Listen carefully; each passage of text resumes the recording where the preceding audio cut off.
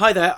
Before we start this video, I just wanted to apologise. I got home to copy the video files off my camera, and about a good third of them were just corrupt.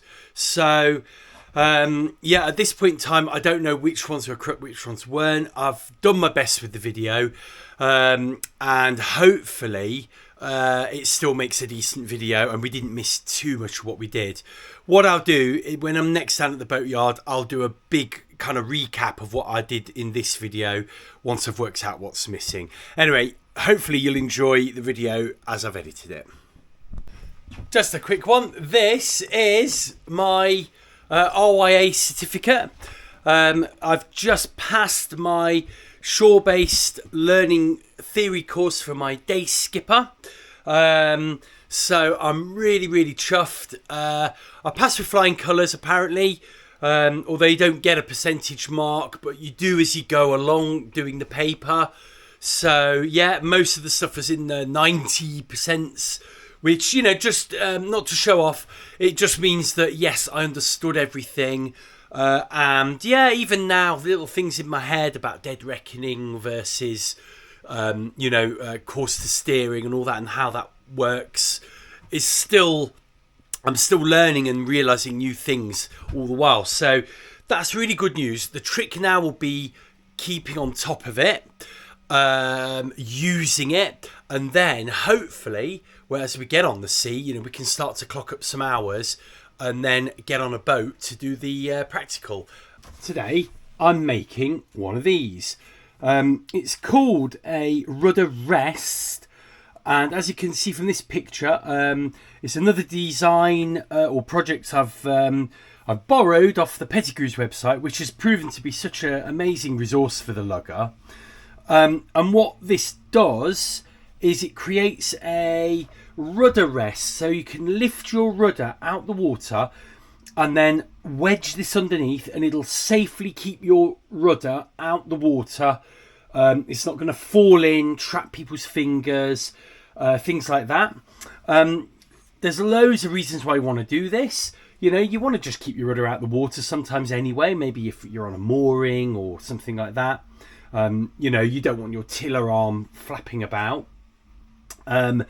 But also when you're landing on a beach, you can go stern first onto the beach, and this will lift your rudder completely out the water, so you don't have to worry about damaging your rudder. And the other thing this will do is when you're launching or recovering the boat, you can actually put your rudder in with this in place, so you can very quickly get to your rudder. You know, instead of having to sort of faff around picking it up. And, you know, if you drop the rudder in the wrong way in your boat, you could go straight through the floor. It's a big old piece of kit. So there we go. So I've got some plywood. I mean, it recommends on the Pettigrew site to use Iroquois or teak. Do you know what I'm going to do? I'm going to use a bit of plywood, and we're going to have a little bit of a test with this. We can always then make it out of something a bit more hard at another date. So this is a nice square edge from what I can tell. In fact, this whole piece of wood is a completely lovely square edge, which is great. So we can get the square edge out and we can mark off everything we need to mark off. So the first thing we need to do is measure 82 wide. It's 82 wide, so let's do that. Just going to make that line longer than I need, and then this, we actually need, how long does the main piece of wood need to be? 294, so let's do that. 294, well, I'm going to do it 295, that'll be alright, I'm pretty sure. And then we'll get that. So that's the main piece of wood. I'm surprised that's so thin, but it is. 260 is there. So this is going to be 20 mil. We'll just do 20 mil there. 20 mil there. Perfect. So we need that piece and that piece. Oh, it's a lot thinner and slimmer than I imagined it to be. And then what this piece will be this top piece. This piece will be the base. We need to glue that down and screw it where we can. And then I'll probably then put the slot in. Both pieces would at the same time. And then we'll, before we do the sticking down, we'll just curve off all these edges and make it look nice and good. Here's my anchor, and there's a little hole I've just drilled through it. I was originally going to use a clevis pin, but it turns out that clevis pin is way too fiddly to kind of get the sort of pin in. And the other thing is, it won't tighten up, so this is still a little bit loose and it kind of clatters. So I just used a good old bolt, stainless steel bolt, and a little nut, and that should do the job. I'm just going to maybe find a slightly smaller stainless steel bolt to use here, and then maybe I'll try and get some slightly better way of putting this nut on. Maybe 3D print a little nut handle part, but this is a much better way of doing it. This is the little chock for my bowsprit. So if you imagine the front of the boat is here and the deck kind of comes out at an angle like that, these are designed to go on the deck like this at that angle, and then this should be straight, and then we're going to drop in a pole there, and then the idea was that this pole would either be threaded through or just actually, attached to the bowsprit itself. And I think, all the way through the middle there. I think it's likely the bowsprit will be made out of wood, so we can drill a nice hole through that and reinforce it. This will then drop into the nose of the bow, and then the pin put across. That will stop this going up and down. This should stop it going backwards and forwards. And this was actually just a test piece to check we had the right size. It's actually perfect.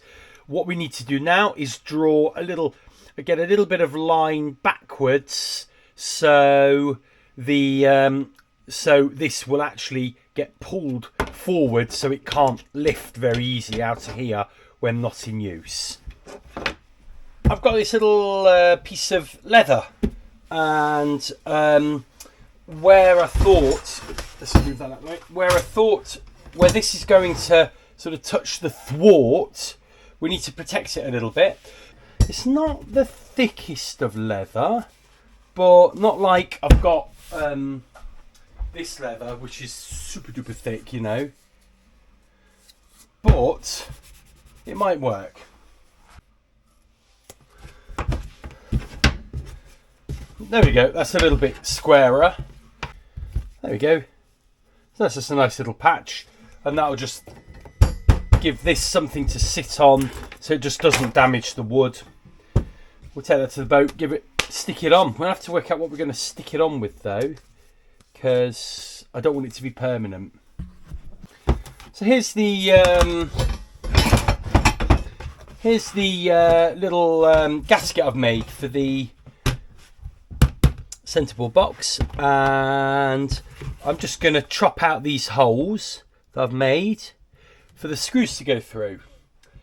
I don't know how many, there's about 8 of them. There you go.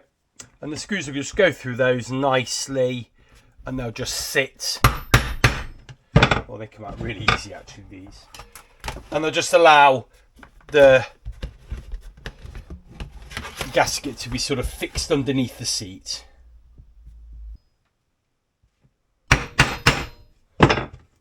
There we go. This is Bowsprit Chock Mark II. Here's Bowsprit Chock Mark I that we did. This one is going to go that way. So that way, that way. So let me just move that pole the other way around. So in fact, the way you're looking, let's imagine the bow of the boat is right here. This will go along the gunnels, and this bit is straight. And then this time can be pulled forward so it won't fall out of here. So we'll see. We may need it to be a bit longer, but you know what? That might just work for a little test. We'll see. We'll see. And they're nice and compact. They've been all rounded off, quite strong. Ooh. And what we've got to now do is do a little plate.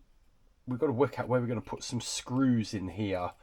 So, and also, does it need to be that high? Probably not. So we'll do another redesign of this, get it a little bit flusher and smaller. And then we'll try and find some way of putting some screws in here, just 2, so it'll stick on the front.